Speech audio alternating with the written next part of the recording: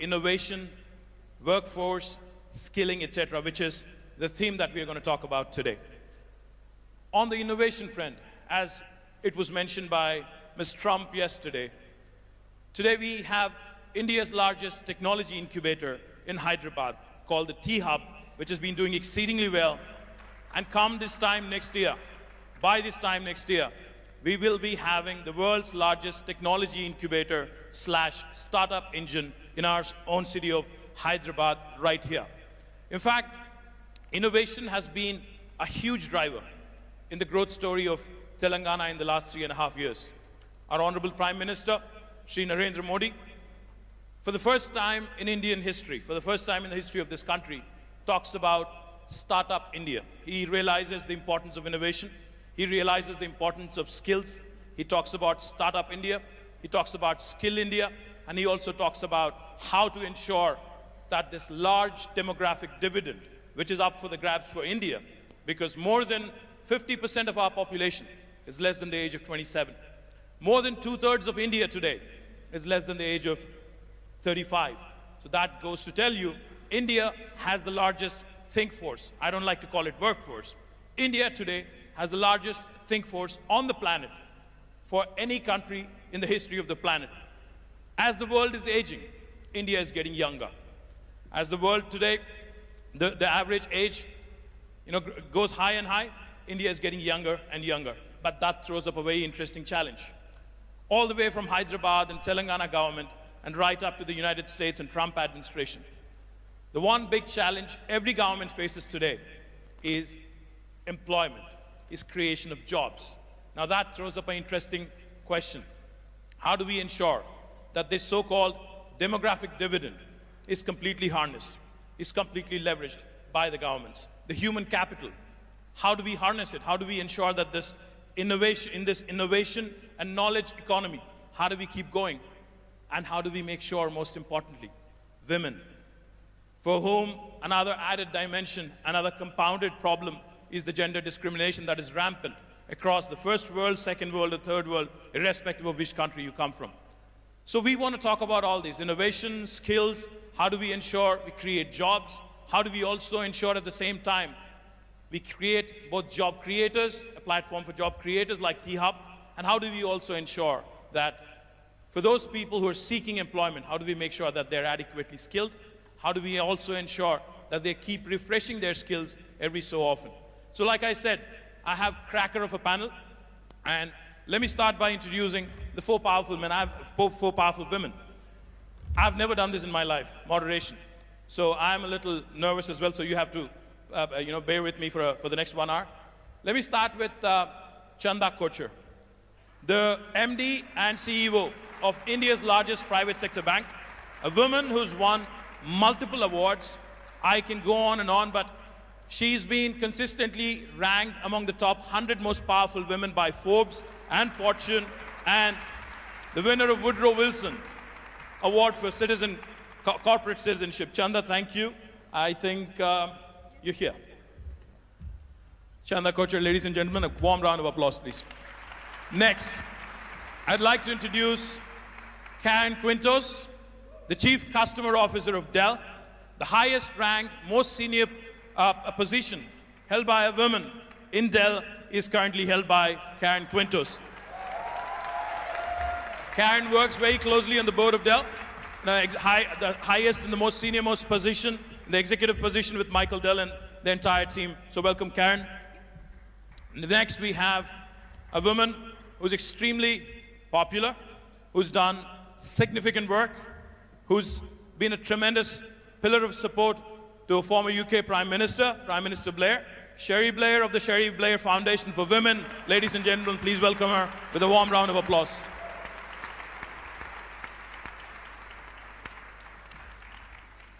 As I've mentioned, I'm the Minister for IT, Government of Telangana.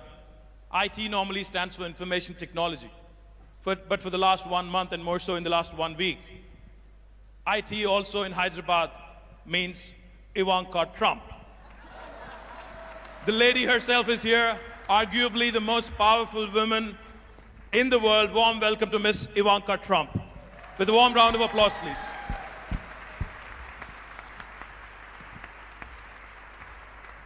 I didn't know what to call her because she dons multiple responsibilities, multiple roles. So I wanted to make sure we capture this moment. We have a banker, we have an advisor to POTUS, and many, many other things also. We have a lawyer, and then we have a chief marketing and chief customer officer. So welcome, ladies, and then we can get started. Thank you very much. What a group. Good morning. It is a bunch of really, really energetic people at 9 a.m. in the morning. Do you guys need more coffee? Well, this is a great panel. Thank you, ladies, for joining me. Let me start off by posing one question, and let me start off with Chanda. Chanda, you've donned multiple roles. You've been rated as one of the most powerful women in business by Forbes, by Fortune. You lead India's largest private sector bank. You're among the top 10 most influential businesswomen in the world. Let me ask you, what does it take really to ensure that you break through the glass ceiling, you work through whatever it is that is required to make it right to the top in the corporate world? Well, I think it's a combination of many things. It's what you yourself as a woman desire and want to achieve. It's what, the encouragement and support that you get from your family. And it's the entire ecosystem in the organization where you build your career. So let me start with the ecosystem first, because I think, I was very fortunate to be part of an organization that has always been a merit-oriented organization. And that gave all of us the comfort and confidence to say that if, even as women, we put in hard work, we'll be recognized for the work that we put in. We'll be given the next promotion or the next responsibility based on your capability and will not be discriminated against just because you were a woman. Well, beyond that, I think, it's about the woman himself or herself in that sense.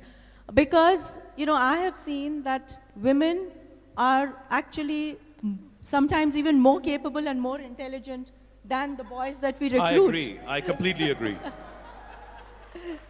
But at the same time, we tend to give up when it's the most difficult time in our life stage, which is when we are starting our families. And I think that is the time when women need to decide not to give up. Because if you do not give up at that time, then you're able to continue for long.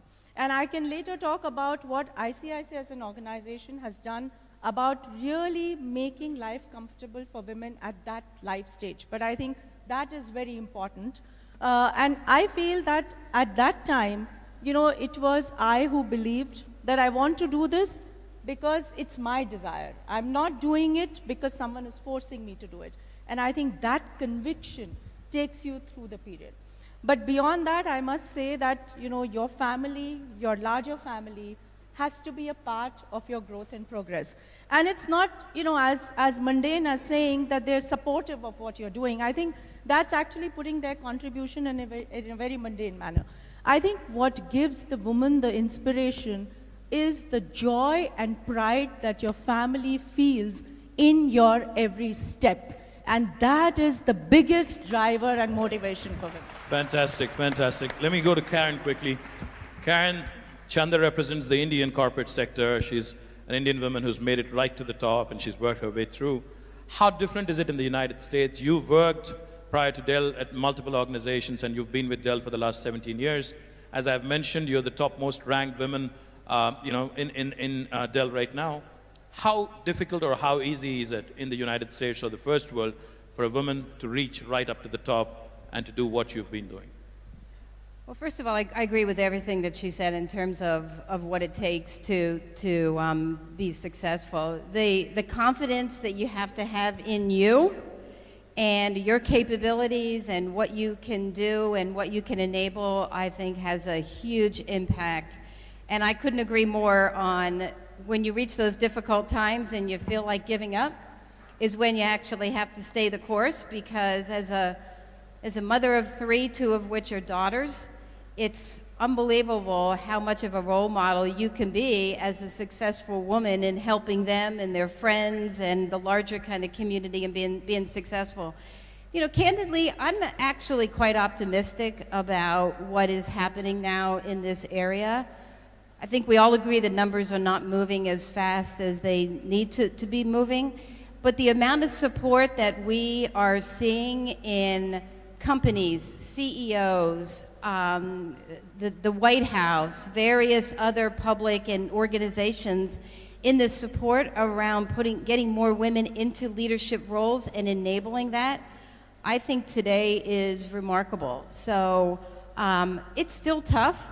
I mean, there's still a environment out there that is really conducive to men, candidly. And I think through policy change, through culture change, through having great leaders step up and really want to change the game when it comes to this, I'm actually optimistic that over the next couple of years, we're going to continue to see some real momentum. Great, great. Then we go to Sherry. Sherry, for those of you who are unaware, mine is the famous surname. She was a lawyer back in 1976. She started her own law firm. And for the first time in the history of Britain, she was the first wife of a prime minister who had her own career. I think that was the first time that has ever happened in British history. So Sherry, how difficult was it to be in the limelight and also to have your own career? And I'm sure there must have been a fallout, there must have been a few issues that emanate from it. So let's talk about it, and how difficult is it, again, to be in the spotlight again and to fight it out through your own career? Well, I think that, first of all, one of the reasons I was the first spouse of a prime minister to actually have gone to university, and that includes Dennis Thatcher, who didn't go to university, by the way, is just a generational thing. My predecessors, if you like, were of a different generation where girls didn't get educated. In fact, Dorothy Macmillan, the wife of Macmillan, the prime minister, actually told her daughter that she shouldn't go to university and stopped her going to university because she said all she needed to do was to know how to run a household. So there's a generational thing and a change in what we expect from women. What was it like holding down a full-time job as well as being married to the prime minister? Well, I didn't think after 20 to 25 years in my own career, where I'd worked when I had 3 children under 5, when I was essentially supporting my husband as he went on his political career, why would I change my job just because he had changed his? Now, this did cause... Absolutely. This did cause some consternation in Downing Street, because they basically expected me to be there to be the hostess and the support and to be wheeled out on the occasions when it was required. And I did all that, by the way, but one of the things that enabled me to carry on with my career actually was IT. Because by the time I got to Downing Street, I was able to conduct my business from Downing Street. So I might be dealing with my legal papers, I might be answering clients' queries from my desk. My client would not know where I was, nor would they know that possibly half an hour before that I'd been down greeting the First Lady of Tanzania to have tea with her. Now, I couldn't do that without IT, and that made a huge difference to me, and it's why when I left Downing Street and I was thinking, if IT makes such a difference to a fortunate woman like me, surely there must be opportunities for using IT to bring advantages to women entrepreneurs across the world. And that's one of the missions of my foundation, which is to help women with what we see as the 3 C's that they need for growing their own business. And the 3 are, we've mentioned one already, confidence. Because too many women are told what they can't do, not what they can do. The second C is capability, capacity, it's training, it's women, again, don't get the same access to education across the world as men do. Business is partly instinctive, but partly it's about knowing how to run things right, how to read a spreadsheet, how to build a business plan, how to make the right sort of pitch to get the sort of money that Chandra will then loan you, the whatever capital that you need. And the third one is access to capital. And capital is a big issue for women entrepreneurs, and I know there must be many of them in this room that know only too well that when it comes to getting the money to grow and expand your businesses, it's very hard to move the needle, to get beyond the skeptical, often male officers in the banks who don't actually really believe that a woman can succeed in business. And so we work with our women to build those things, and we do that by using technology. And finally, I'd say this, you know, if we're going to do anything in this world, we've got to do something about men. All right. Yeah, that includes you. Men need to men need to understand that women are their equals. Men need to understand that women do face obstacles that they don't understand, and men need to understand that they need to do their share as well. I was recently at the American Embassy in Delhi, where we'd done a program with the American Embassy called We Can, and I know two of our women entrepreneurs who won that competition are in the room here. But we had a group of 25 Indian women entrepreneurs who came to present their business ideas. At the same time, the American Embassy had invited along some IT entrepreneurs that they had been working with, mainly men. And the women were talking about their obstacles, and yet one of the young men stood up in the audience and says, I don't understand what this woman is talking about. He says, sometimes when I go to an interview or to seek a business, people ask me about whether I'm married, and you know, I don't find that offensive, so why are these women complaining that they can't get any help and assistance, because when they come there, all everyone is asking them about is whether they're married. And that just showed the women were very firm with him about there is a difference, because for a man here, if you say you're married, people will think, oh, responsible, not likely, you know, got responsibilities, likely to be a good bet. For a woman here who's looking for capital and comes and they say, are you married? And she says, yes, I am. They think, oh, difficult, going to get pregnant, you know, got other responsibilities. So it's a completely different mindset. And unless young men, like the young men in those rooms, understand that, understand the difficulties that their wives and their sisters, and yes, their mothers are experiencing, then we're never going to change this dynamic. Thank you, Sherry. In fact, you talked about... Sherry talked about 3 C's: capacity, confidence, capital. I think the 4th C today, Sherry Blair. Ivanka, you are advising the leader of the free world. You have a unique opportunity to bring about a huge, drastic transformation across the world, especially from the women's perspective that Sherry so eloquently spoke about. In India, in Telangana, we do a bunch of things with the private sector as well. We work with Cisco in a program called Women Rock IT. We also work with Microsoft, another US company, in what is called as Girls in Technology. We also work with Facebook in what is called as Boost Your Business. We work with ICICI and a bunch of private sector players. My question to you is, how can a government, be it the United States or India or any other province in India or across the world, how can a government ensure that we do more in terms of policies for bringing in more women into workforce, ensuring that they're skilled, and also how can we work with the private sector in ensuring that we give a larger share to women, which is what we've been talking about. Well, thank you, and thank you for having me here today on this remarkable panel. So much of what was said was deeply inspiring, and I agree with wholeheartedly. So one thing I'd just like to throw out there is these aren't women's issues. We're half the population. So we have to just start thinking about them as critical issues, not women's issues. So the role of strong male voices in this conversation, to Sherry's point, is very, very important. Also, going back to something else you said, Sherry, I think one of the reasons we're seeing an explosion of women's entrepreneurship is because traditional workplaces often haven't worked for us. We are disproportionately providing unpaid care while also needing to support our families financially. In the vast majority of American homes now, all parents work. So women are working, supporting their families, and providing unpaid care.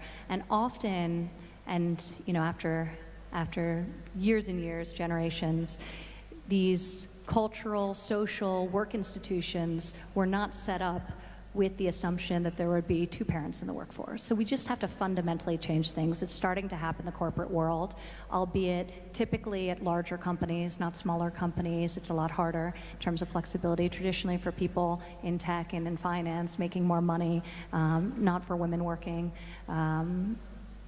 at the lower income end of the spectrum. So I think that's where government policy comes in, and we need to start thinking about ways to support the modern workforce and the modern reality of dual income households. I think technology is a great driver of entrepreneurship because a lot of women are leaving and saying this doesn't work for me, and it's emboldening them to go out on their own.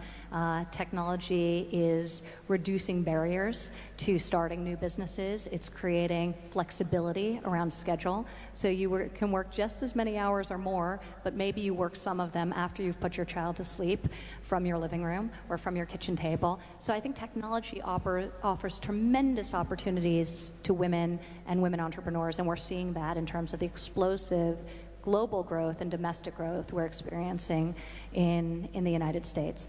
But going back to public policy, I think it's incredibly important we have policies that support the modern working family. You see in tax reform the expansion, the vast expansion of the child tax credit, recognizing the massive investment parents make into their families at a time when wages have stagnated for so long, and working parents really need relief.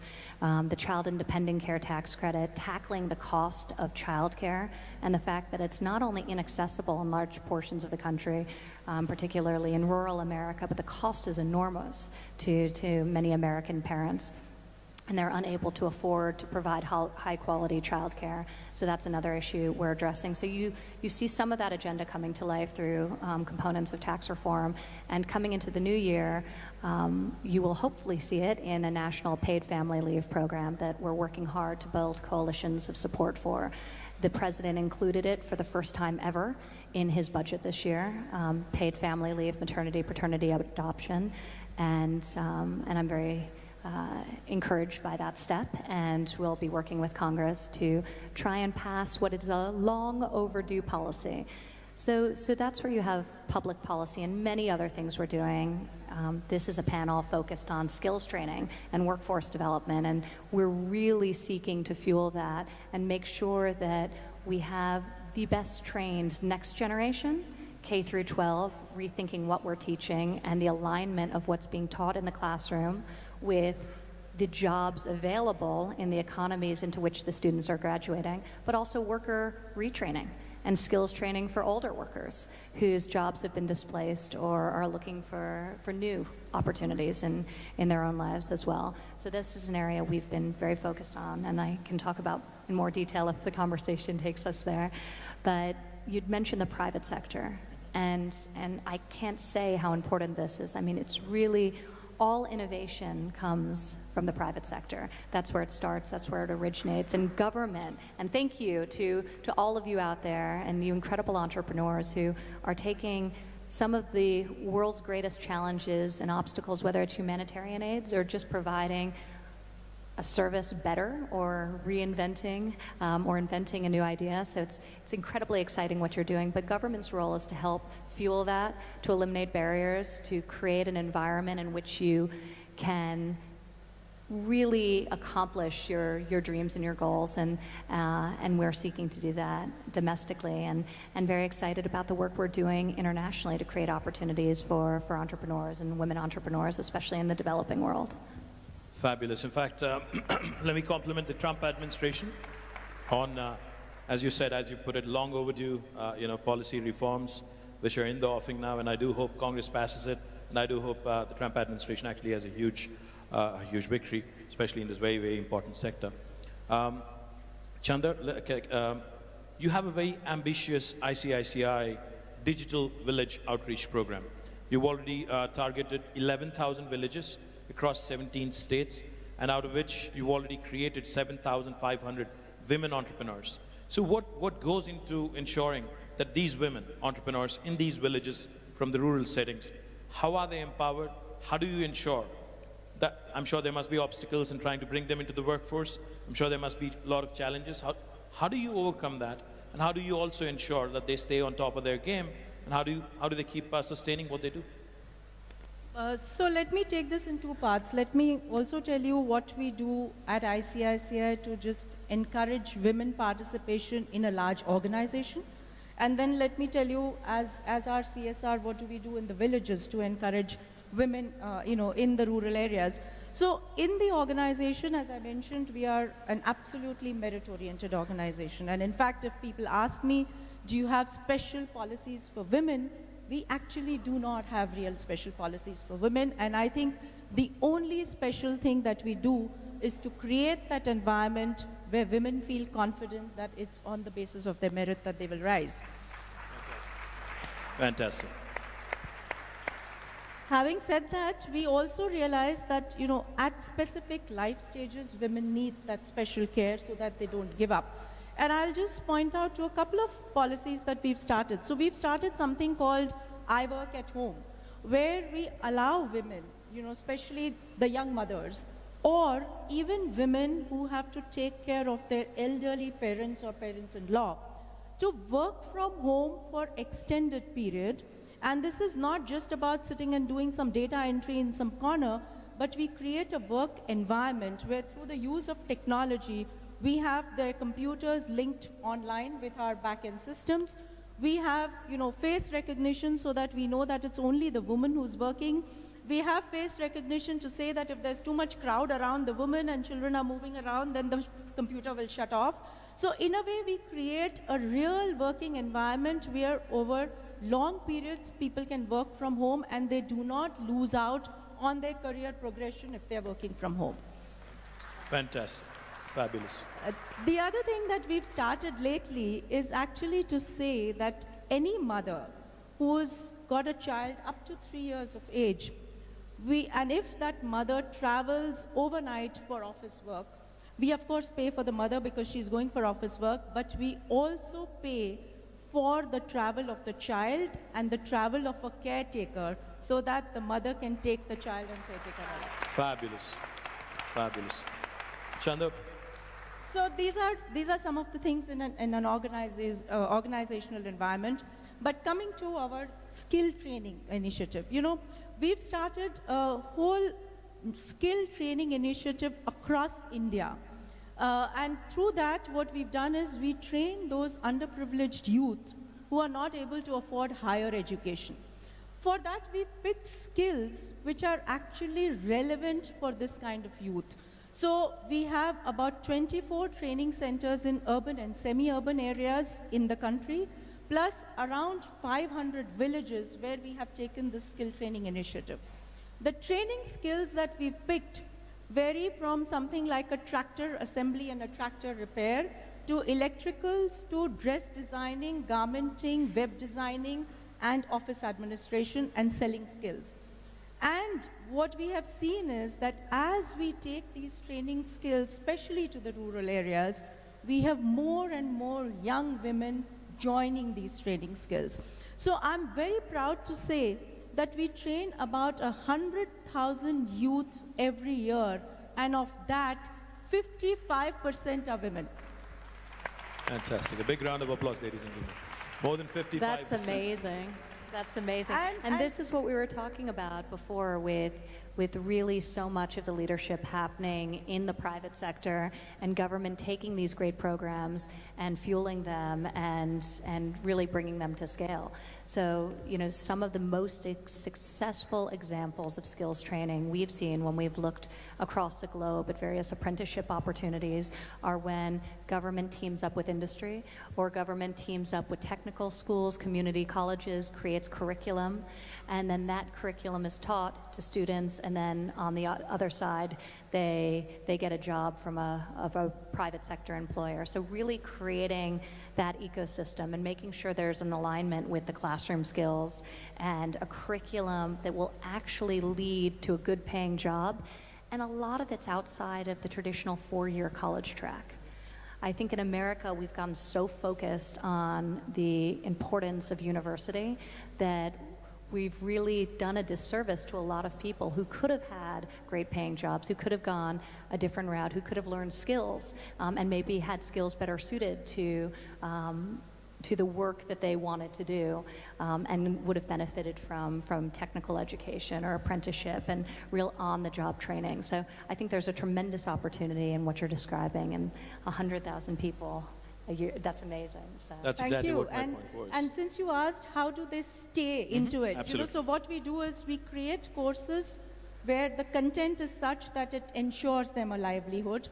What we've done in the digital villages is that we've actually digitized a whole set of financial payment systems so that it becomes inclusive for people to actually carry on their financial transactions and not suffer for the lack of having a bank account and so on and so forth.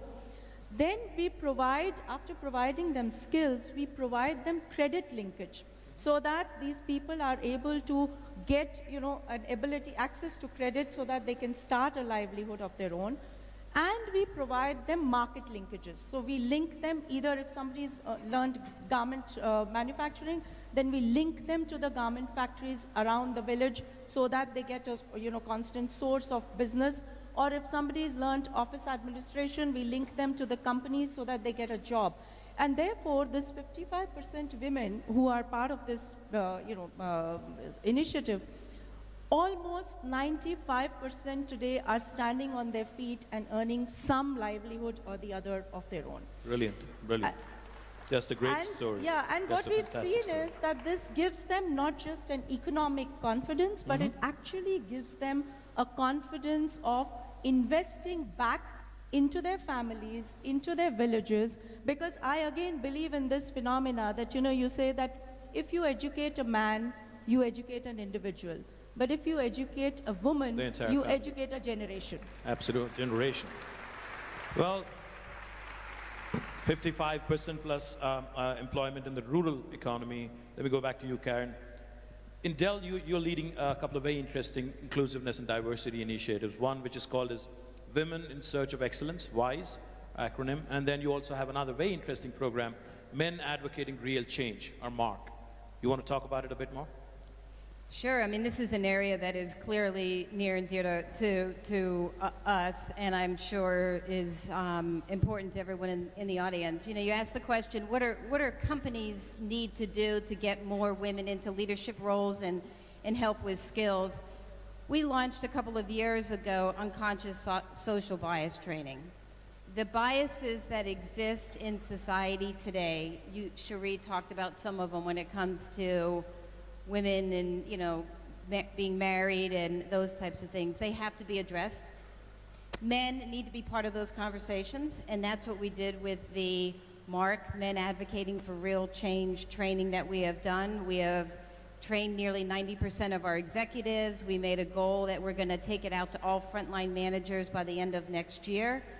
It teaches all of us that we have biases, and it's how you respond to those. And it's what you do to lead your teams through those and recognize that the world is a better place. Business outcomes are great when you have diverse thinking that you can enable.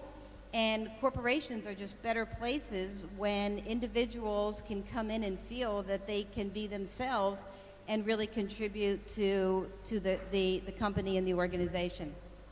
We also have a very, very robust employee resource group. Our Women in Action resource group is the largest resource group that we have.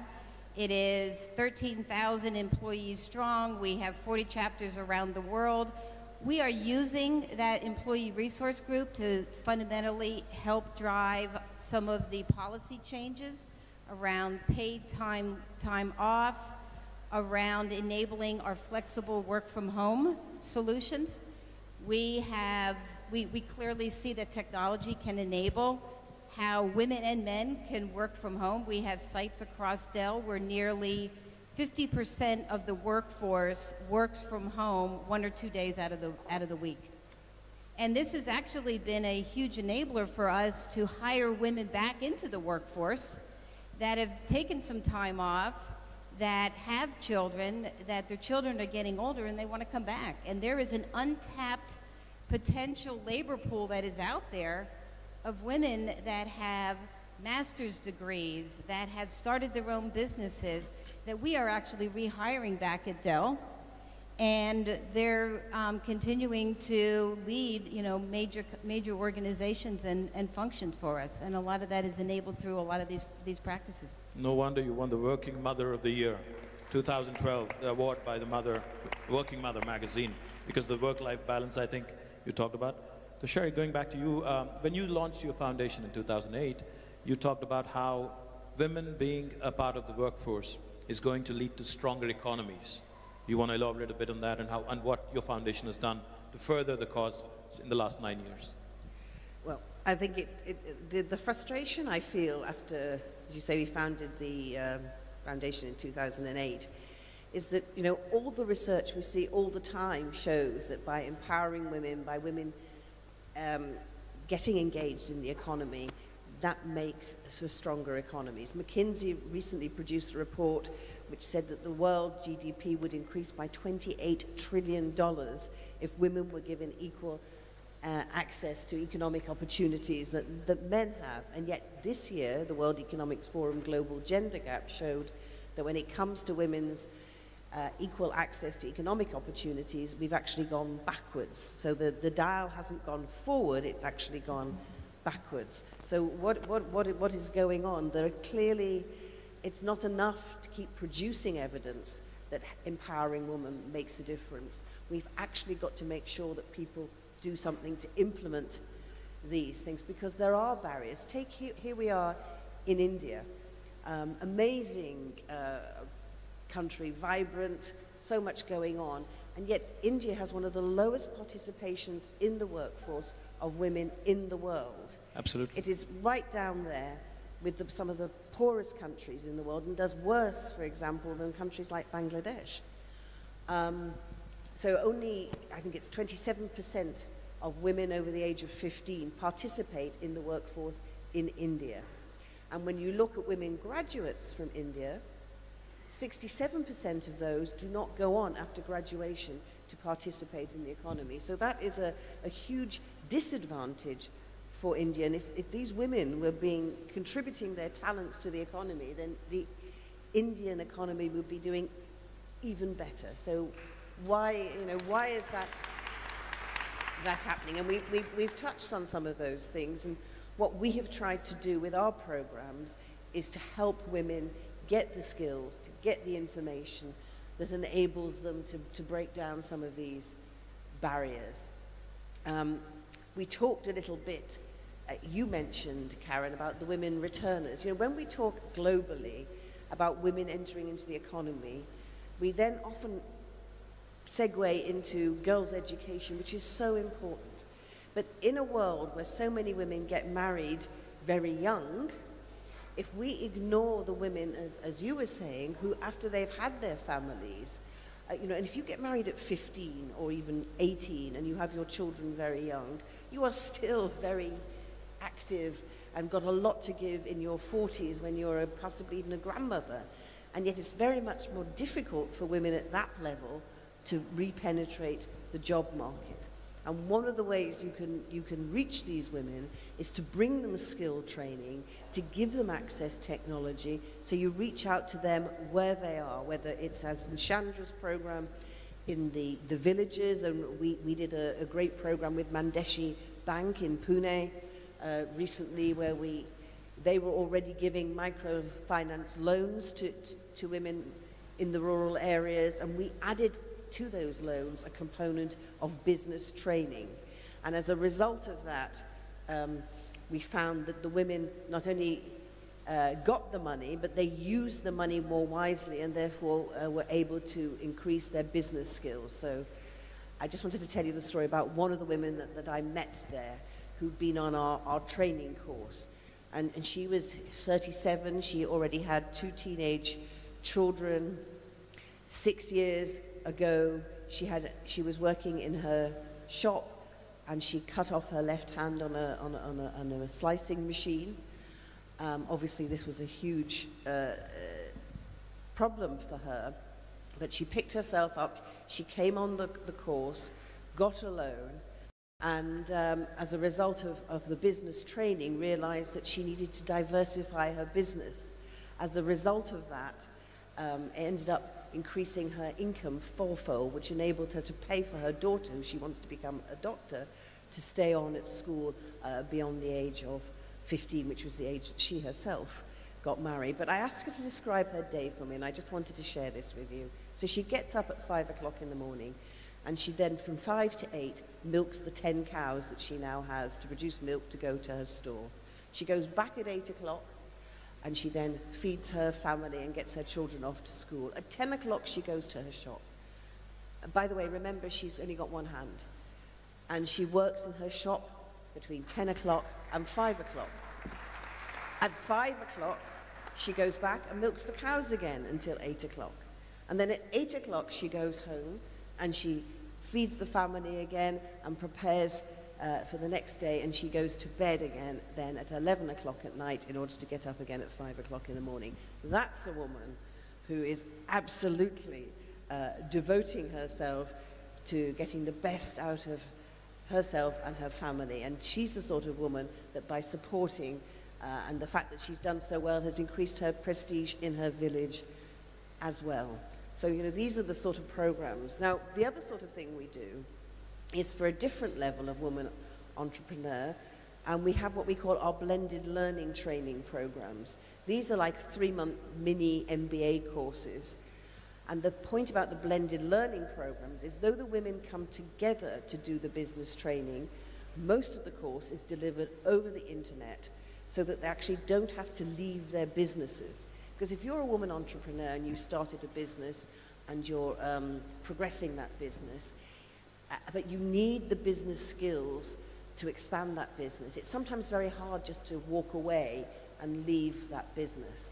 But by using technology, we can provide training to women where they are so that they can carry on their businesses and still get the skills that they need to develop. So a program we have in Nigeria, for example, it's called The Road to Growth. One of the women on that program who did our course, for example, was a psychiatrist trained in the UK. She came back to Lagos to start a mental health clinic. And she said, you know, I'm obviously an intelligent woman, but no one had ever taught me about business skills. So I start this business, I know how to do the medicine. But, you know, then it's a question of, well, how do I manage my finances? How do I manage my staff? How do I present a business plan? And so the blended learning training gives women these skills, but doesn't require them to have to go away for weeks and months on end in order to be able to do that. So we have to find practical solutions to help women who are earning money now do better at what they do without requiring them to have to make the sort of sacrifices that they can't actually make by giving up their businesses altogether. Absolutely, practical solutions. Can I just add one thing to Cherie, because it's actually an example that you all can see here at GES, and it speaks to how do we help connect women, and in particular women entrepreneurs, up to the skills, the training, and everything that they need. One of the things that we discovered years ago as part of the work that we've done around women entrepreneurs is access to capital, access to mentors, access to skills, access to expertise that exists out there. And through technology, we built this platform, and you can see it in the Dell booth, called Alice. So think Angie's List for women entrepreneurs. It's built on a technology platform. It uses big data, artificial intelligence to hook women up with other women and the needs that they have around, I need capital access. I need to understand, you know, legal capabilities. I want marketing skills that will help me figure out how to market my company. And through this platform, we have thousands of women that are interacting with other women that they can connect real time with. And through technology and big data, this platform continues to be smarter and smarter and smarter. And our goal is to enable millions of women that can get the access to the skills, the training, and everything that Cherie and her foundation are helping to enable. So I think technology can really, really help there. Technology, practical solutions, sacrifices, and the wonderful work that your foundation is doing. My compliments. Let me turn back to Ivanka. Ivanka, a McKinsey Global Institute study shows that if we are able to close this workforce gap by 12%, we would actually be increasing the world's GDP by 25% by 2025. And it also, another interesting fact that this throws up, women in top leadership positions and boards actually enjoy greater financial returns. So was that a conscious choice to run your entire enterprise, Ivanka Trump, with all women leadership and completely run by women? Was that for the bottom line? Was that to make sure that you have more women in the right positions, or how do you go about doing this? Well, I think today, empirically, we know that having equal representation, gender representation, having diversity is a positive. It's financially beneficial to business. And that's what's pushing corporations, not just a social responsibility, but a fiscal responsibility to their shareholders. And that's what's pushing businesses to diversify at a faster rate than if they were doing it for some other motivation. So that's exciting. And we're seeing all the studies, we're seeing all the data to support that very fact. So I think the key, and we've covered so much ground here. We've talked about the importance of public policy supporting working families, women and men who work inside or outside of the home. We've talked about the role of technology and how that can connect people to mentoring opportunities, like the great work being done at Dell. We're doing that domestically at the government through programs such as SCORE, which have been very, very successful in getting private sector and getting successful men and women to coach and to mentor other young people or not so young people, who want to become CEOs as well. So taking programs like SCORE. We've talked about inadequate access to capital, which happens domestically, unfortunately, as well. When you look at our participation or our share of venture capital funding is minuscule, 3% last year. We're trying to fix that by A, raising awareness about this issue, but B, increasing our lending through the Small Business Administration. In 2017, we increased the amount of lending to women-led firms by over $500 million year to date alone, so that's exciting. And then internationally, where the barriers are the same but far greater, oftentimes with a cultural or legal overlay that makes it particularly challenging. So one of the initiatives we launched, and there's so many great initiatives across government. I'm leaving this stage and going to the State Department run GIST competition, which maybe some of the entrepreneurs here today will be participating in. You will? Amazing. It's a pitch competition to support investment in great entrepreneurs around the globe doing very innovative things. But there's so many different programs. But this summer we launched something that was very extraordinary. We were founding members with 14 other countries of a World Bank initiative called WeFi, and it seeks to address a number of the things we've mentioned: access to capital, access to networks, access to mentorship, and access to equitable laws by pushing governments in developing worlds to lower barriers and change the laws that prohibit women from full participation in their economies. So WeFi is very exciting, and we anticipate being able to leverage in excess of $1 billion to go to female entrepreneurs in the developing world. So we're hopeful that has a profound effect on the ecosystem of women's entrepreneurship generally, but also for the benefit of women in the workforce as well. Because it was noted here that when you invest in women, they invest back into their families, back into their communities. They say 90 cents on the dollar earned by a woman goes right back into her family and community, and back into things like education, into healthcare, into things that will create a positive generational impact. So we're very excited about that initiative and all the other ways we can fuel the exciting work that's being done in the entrepreneurship ecosystem at home and abroad. Congratulations.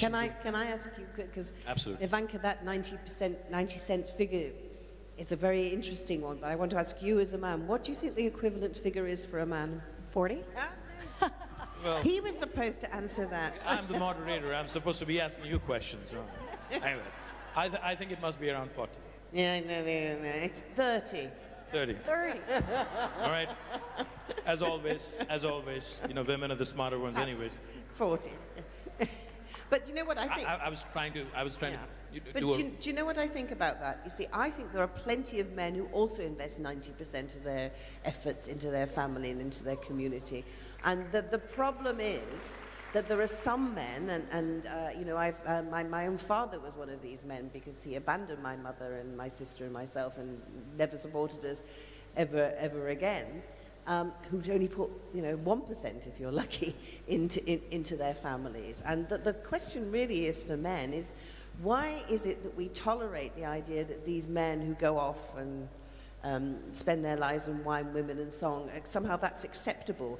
The men who put 90% of their efforts into their families should be speaking out more loudly and saying, these men that don't do that actually are letting us all down, rather than just shrugging their shoulders and saying, oh, well, women, they do 90%, we do 30 to 40 as men, but that's okay. Because actually, it isn't really okay, is it?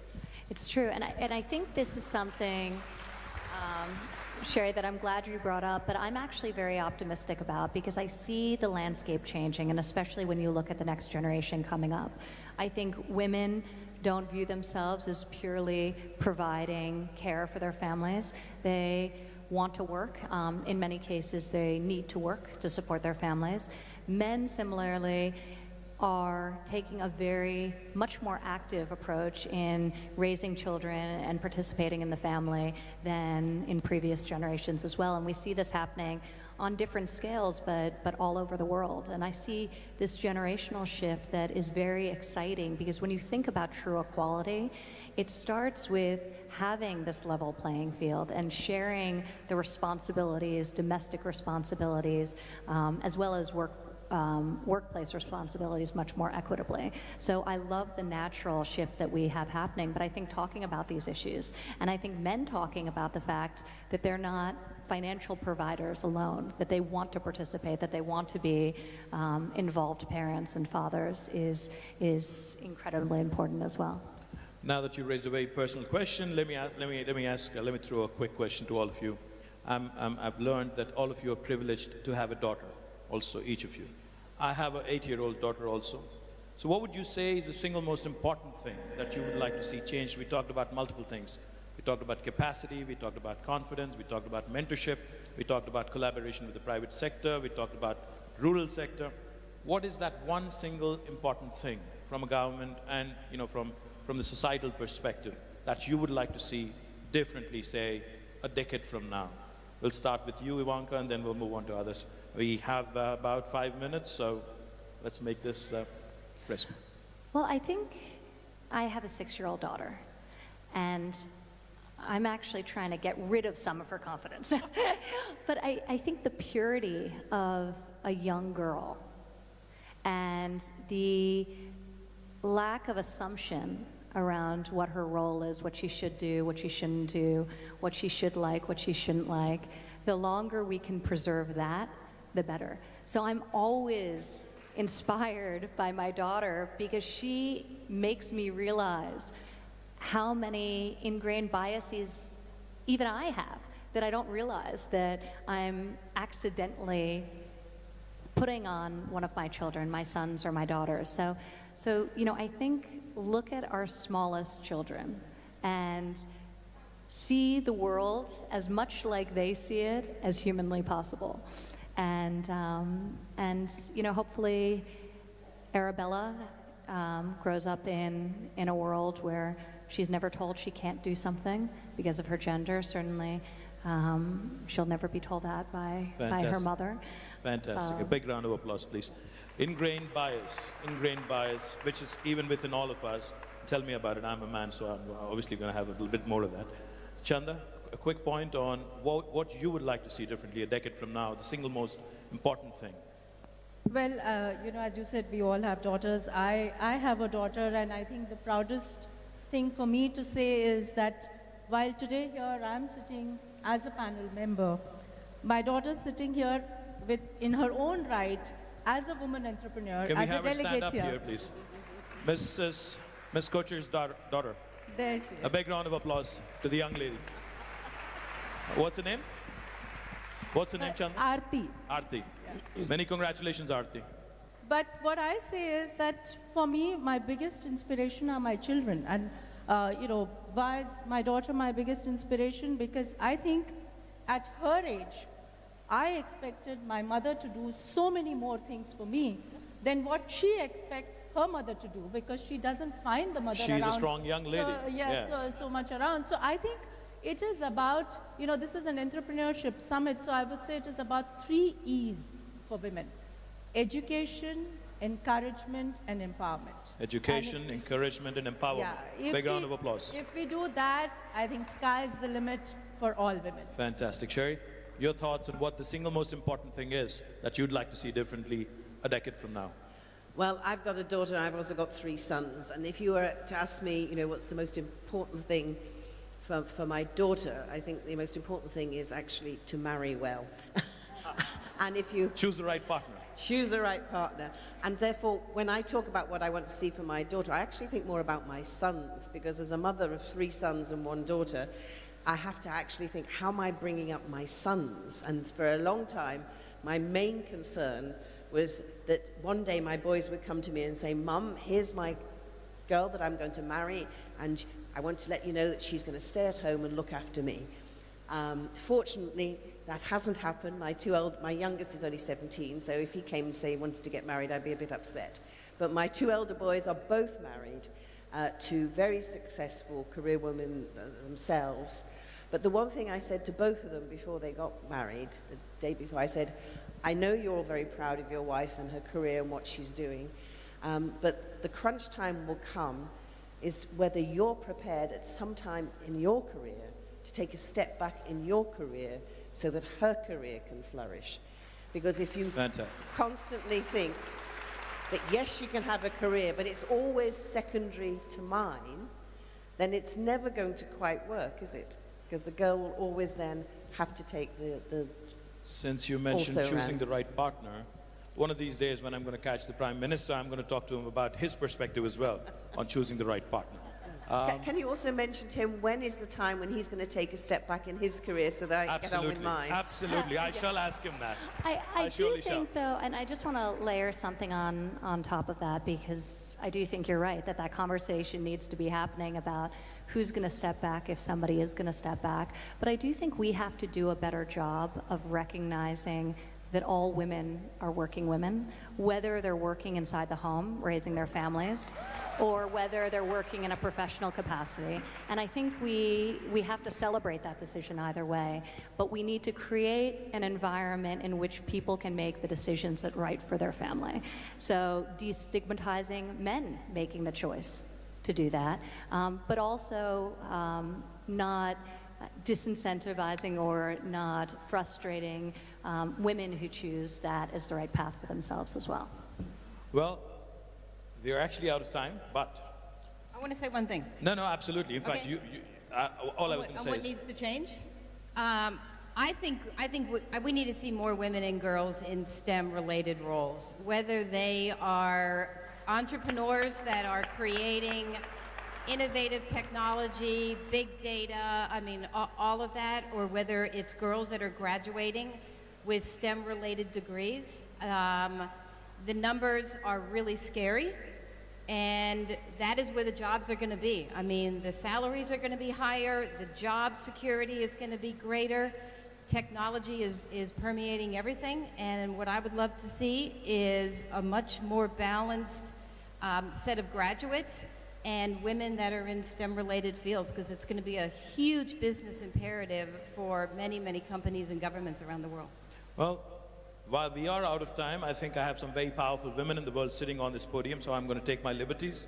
I'm going to ask the organizers to give us 2 more minutes, and then we'll close out some final thoughts. Chanda, on what do you think, again, on skills, training, capacity? We covered multiple issues.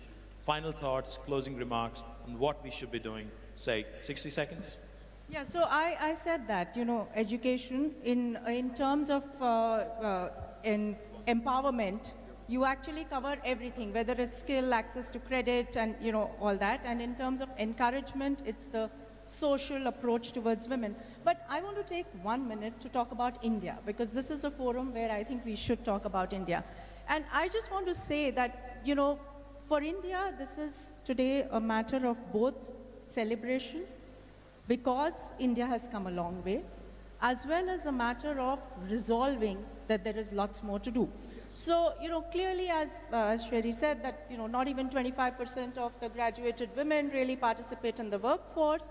And therefore, the same McKinsey study says that for India, actually we can add in the next 8 to 10 years, $700 billion to our own GDP if we actually bridge this gender gap.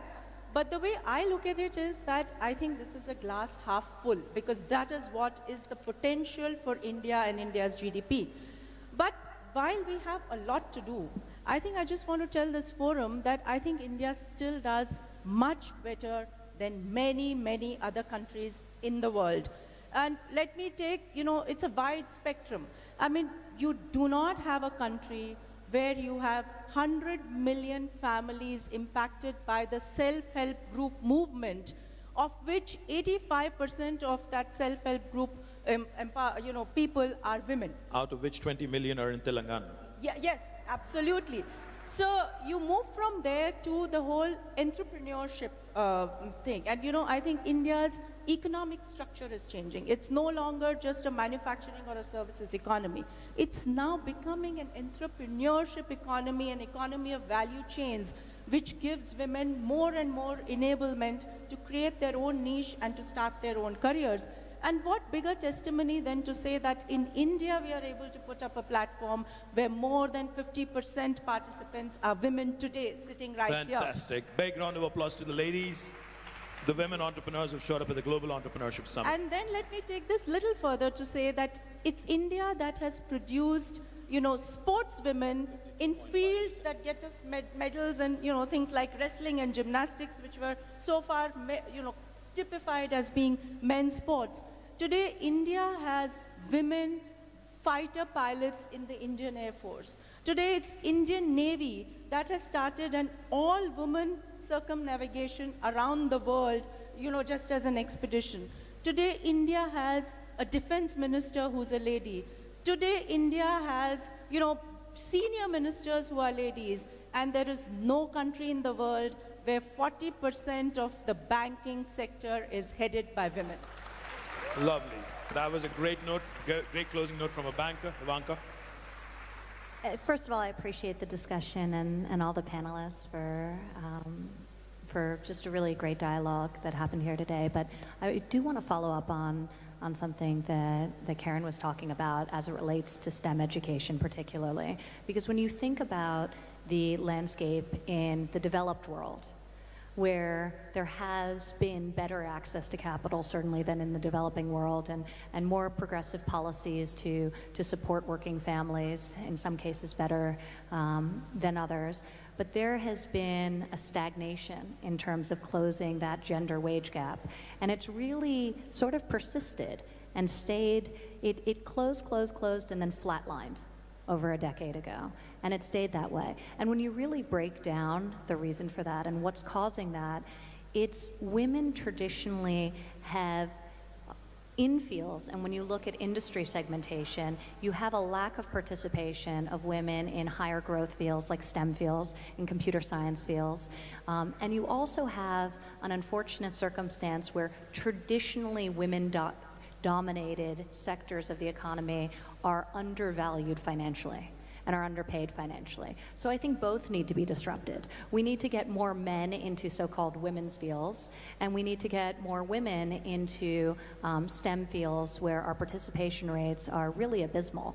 I'm incredibly fearful that when you look out and you think about where the future of work is going, that if women continue to represent only 13% of engineers in the United States, or continue to represent only 24% of computer science professionals, that the gender wage gap is actually going to grow as opposed to contract in the years to come. So I think this is something we need to address. It's something that this administration in the United States is very, very focused on. Each president has the opportunity to prioritize for the Department of Education what they want them to focus on. And the president issued a presidential memorandum just last month instructing the Department of Education to prioritize STEM education. And in the guidance required that gender and racial diversity be considered when granting the money towards all of the different programs, so that the programs are actually designed to encourage gender diversity and to encourage racial diversity and to prioritize computer science. So I think it's critical that we think about occupational challenges and making sure that there's more equitable balance in especially the high growth industries as we look forward and as we think generally about the future of work in our own countries and around the world. So more men and women's domains and more women and men's domains as well. Well, then they wouldn't be sort of women's industries. Inclusive growth, closing down the gender gap. Fantastic thoughts. Sherry, final thoughts before we... Just a couple of thoughts from me. One is that we've heard a lot about how empowering women, getting women engaged in the market, how women in development, really makes a difference. And yet the truth is, when we look at where the development dollars go across the world, across all these programs, it's a pitifully small amount of that money that actually goes to women. It's definitely less than 10%, and it's probably less than 5%. I can't remember the exact figure. So how often do we have to say that it really makes a difference if you invest in women for when we actually put our money where our mouth is and make that happen? That's why actually the We Find Five scheme is such a great scheme and where we need to do more. And my final thought is this. It's all about choice and diversity. We're talking about women as though all women were alike and all men are alike. And of course, we're all different. But it's about embracing diversity and most of all, respecting each other's choices, which is why when Ivanka talked about those women who choose to devote themselves to their family and work at home, that's their right and their choice. And actually, as women, we should be kinder to each other about each other's choices and actually help each other so we can make a choice and change our choices throughout our lives. So let's hear it for choice and diversity. More power to you. Karen, final thoughts? Any final thoughts? Yeah, my final thought is it's going to take all of us to change the dialogue, men and women, and I would just really encourage everybody here in the audience. It's amazing how many people are here. Get involved. Get involved in changing the discussion, changing the trajectory, helping to invest in women entrepreneurs. Women cannot do this alone. We need men in the conversation, helping. And the world is a better place when we all come together with a common vision and collaboration and working together. And I think together we can do some amazing things. Fantastic. Like I said right at the beginning, right at the onset, we have a cracker of a panel. Chanda Kocher, Karen Quinto, Sherry Blair, Ivanka Trump. These ladies did not need me here. They only needed me as much as a fish needs a bicycle. But I think they put up with me. Thank you, ladies, for your wonderful, wonderful thoughts. Thank you so much for this lovely opportunity. Thank you very much. Thank you,